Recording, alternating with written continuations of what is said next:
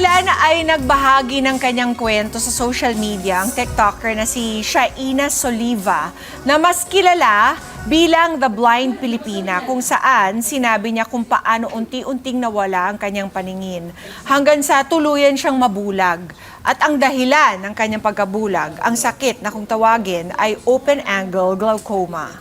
Ayon po sa World Health Organization, ang glaucoma ay isa sa mga nangungunang sanhi ng pagkabulag sa buong mundo. Sa katunayan, humigit kumulang 4.5 milyon katao po ang nabulag dahil na po dito. Paano nga ba natin ito maiiwasan? Para sa mga detalye, makasama po natin ang ophthalmologist na si Doc Juan Lorenzo Sempao. Hello, Doc, at welcome. Happy New Year! Happy New Year! Happy New Year! Doc. Oo, nagulat naman kami, Doc, kasi ang pagkakaalam namin ever since, you only hear about glaucoma when it comes to your grandparents, mga senior citizens. Pero ito, si Shaina is 23 years old. At I know that what happened to her is that I think her right eye became completely blind dahil hindi naagapan agad-agad at hindi na-diagnose yung glaucoma niya. So, paano ba natin madidescribe tong glaucoma sa ating mga kada in a way that they can understand? Oo. Usually kasi ang problem sa glaucoma is madalas wala siyang simptomas. So usually tinatamaan yung, pag initial na symptoms is peripheral vision. So ang problem, pag peripheral vision yung unang tinatamaan, hindi napapansin yun agad ng pasyente.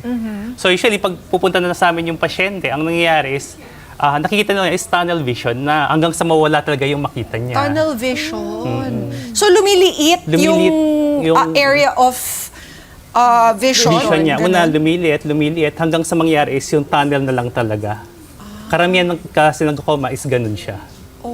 So, wala So, talaga, ano pong nangyayari dun sa peripheral vision, Doc? Can you describe it to us? So, ang nangyayari kasi sa glaucoma is tumataas yung pressure ng mata.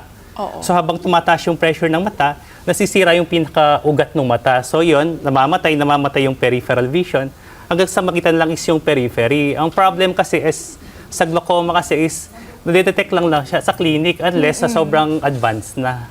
So, karamihan ng pasyente, problem sa glaucoma is pupunta sa amin pag too late na. Oh, no.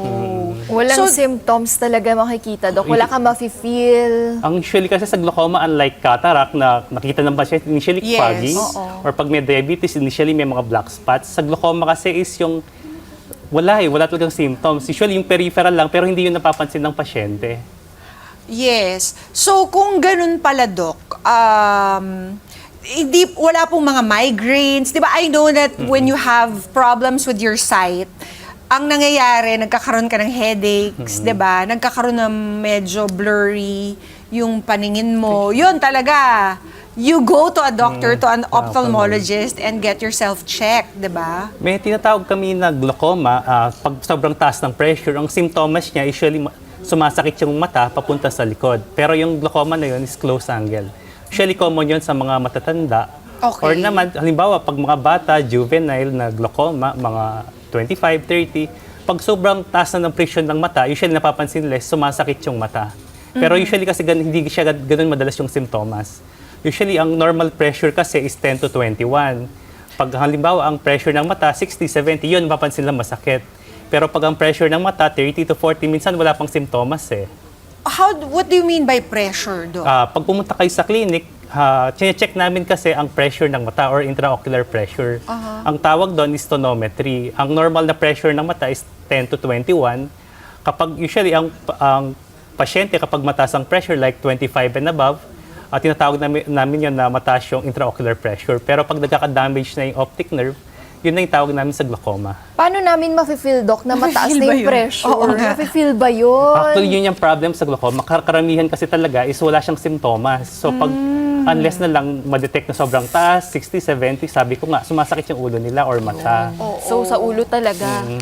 Pero, okay. Meron po bang at high risk to get glaucoma, Doc? Sa ating mga Pilipino kasi, ang sobrang common ng glaucoma, bakit? Kasi may lahi kasi tayong mga karamihan ng Pilipinas, may lahing Chinese. So sabi nila, ang risk factor for glaucoma is pag open angle, usually may lahi kang sa mga blacks, mga blacks, or pag close angle naman is usually sa ating mga Asyano. Okay. Ano bang pagkakaiba ng closed angle sa open angle? So, pag tinatanong ako ng pasyente, ano bang pinagkaiba ng close angle sa open angle? So, ang mechanism kasi ng glaucoma usually is, sinasabi ko sa pasyente, para yung lababo, yung tubig, sobrang puno ng tubig yung mata, hindi sa lababo, may faucet, tumutuloy yung tubig, hindi lahat makalabas. Pag open angle, umaandar yung sa lababo, makalabas yung tubig, pero pa konti-konti. Pag close angle naman, totally nagsara yung labasan ng tubig. So, mas malala yung close. Mas mabilis ang close. Mas mabilis ka mabulag sa close. Kaya may mga ibang pasyente na sabi, okay ako, tapos after a week or so, biglang lang, wala akong makita. So, at high risk ang mga may lahing African, Asian, yun. Tapos lalo na talaga kung may family history kayo. Kung may family history. Tinatanong ko lagi sa clinic ko, pag nakita ko mataas yung pressure, tinatanong ko, may lahi ba kayo ng pamilya sa glaucoma? Kung hindi alam kasi ng pasyente kung ano yung glaucoma, tinatanong ko, may mga kamag-anak nyo ba na bulag na hindi, nung inoperahan, hindi rin gumaling or nagme-maintain ng gamot hanggang tumanda sila? Usually kasi hindi alam ng pasyente ano yung glaucoma. Pero may kamag-anak silang nagpapatak ng gamot. Also, tell us about the treatments, Doc. So usually, ang treatment sa glaucoma, titignan namin kasi kung open siya or closed. Okay. Usually, kung open siya, nag-start kami by medication like latanoprost, pamatak once a day. Pag naman close angle, usually nag-start din kami ng gamot. Pero gumagawa kami ng laser or gumagawa laser iridotomy, binubutas namin para magkaroon ng daluyan yung tubig ng mata. My father-in-law, I think, just recently got a procedure to address his glaucoma. Medyo nakaka-stress ng konti because you really have to keep your eyes wide open. Tapos makikita mo yung laser po, getting Papalapit. closer and closer to your eye. Ganun po yun, di ba? Tsaka medyo masakit siya. Pag nag-laser procedure ka sa glaucoma, may kirot ka mararamdaman. May kirot. Kahit nilalagyan ng anesthesia, di ba? Pinapatakan ng Patakan. anesthesia. Yun, medyo nakaka-stress out yung fact na nakikita mo yung laser papalapit ng papalapit Wala to kang your magawa. eye. Oo, but it's effective kapag naagapan. Ang pinaka-important lang talaga sa glaucoma is early detection. Kaya sinasabi namin sa mga pasyente, if may mga sa lahi nyo, family history, meron kayo, as young as 30, 40s, kailangan at least magpa-check kayo once a year sa ophthalmologist. Okay. Kung wala naman sa family history nyo, at least pag 50 kayo, at least once a year, na-check kayo ng ophthalmologist. Kasi sabi ko nga, wala siyang simptomas talaga, na-detect lang siya sa clinic. Pero ang maganda naman sa early detection, may mga pasyente kami, as long as 30 years na, 40 years na, okay pa rin yung vision. Bakit? Nakasunod sila sa gamot, sa maintenance. Ang problem lang kasi talaga is kailangan makontrol yung pressure. Once na na-control yung pressure, mostly, karamihan na pasyente namin, kahit 20, 30 years na, okay pa rin sila. Oo. Pero Doc, alam mo si Shaina, yung minention naming example na 23-year-old, hindi na talaga na-rescue yung right eye niya, no? So, the only thing she can treat right now is the left. Left eye. Oo. Yun yung problem kasi Wala sa nang glaucoma. balikan. Ang pangit sa glaucoma, unlike sa cataract, sa glaucoma kasi once na damage na yung pinakaugat ng mata, para siyang utak. Pag once na damage na talaga, hindi mo naman siya mare-repair. Okay. Halimbawa, may nakita yes. lang din kasi ako sa mga comments, no? Yun nga, naging totally blind na yung right eye.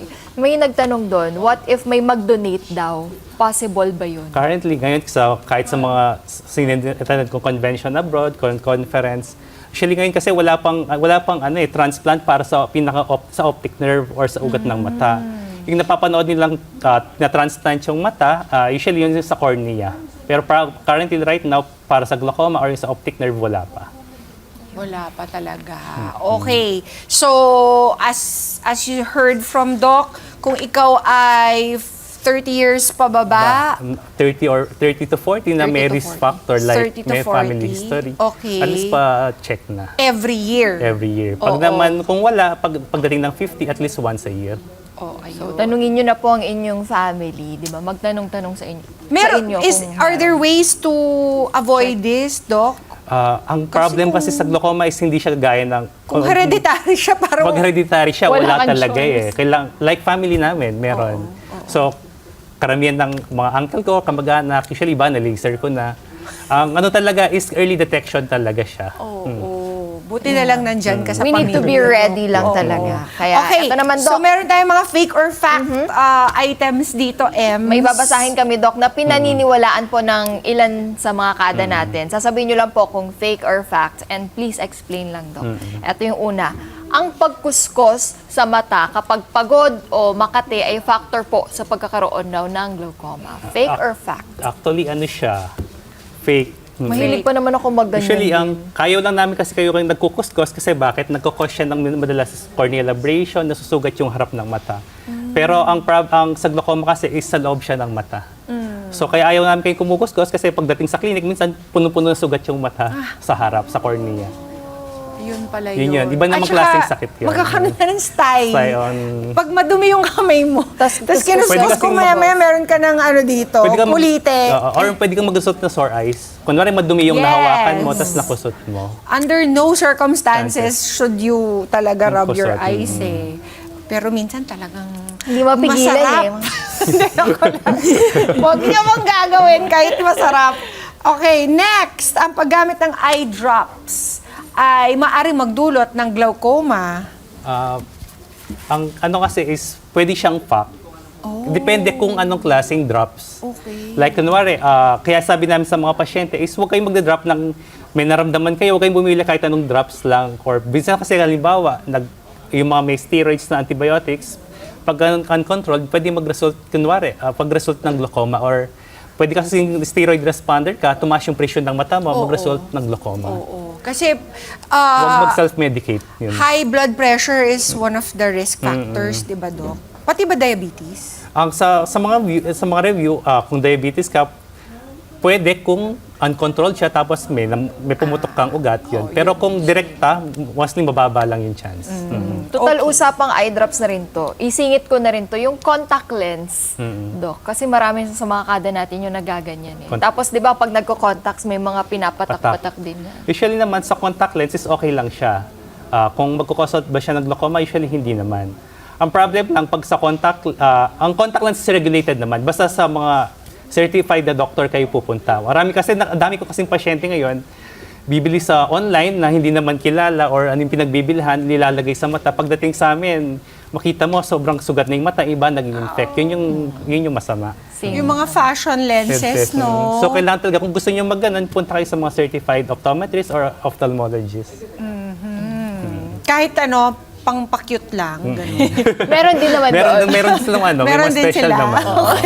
Kasi ang problem is, kinakompute kasi yun kinakalculate, at saka binabantayan. Hindi lang pwedeng ilagay mo siya, tapos stay mo na, magsusugat talaga yung mata mo pag gano'n. Oo, mahirap Maging na. maingat. Next. Ang pagtulog ng nakadapa o may pressure sa mata ay factor po sa pagkakaroon ng glaucoma. Actually, ano siya, fake. It's a fake. Walang kinalaman. Wala siyang pero pag kunwari natulog ka, usually kasi napipress, pero ayaw lang namin napipress na ganun. Halimbawa, nag-undergo ka ng mga procedure. Pero kung natulog ka, nakadapa, usually hindi naman siya magkakos ng glaucoma.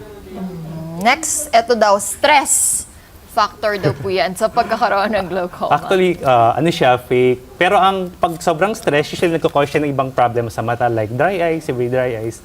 Kaya halimbawa, sobrang stress sa computer, work mo sa computer, laptop, full day ka nasa office. Ang advice talaga namin is yung 20-20 rule.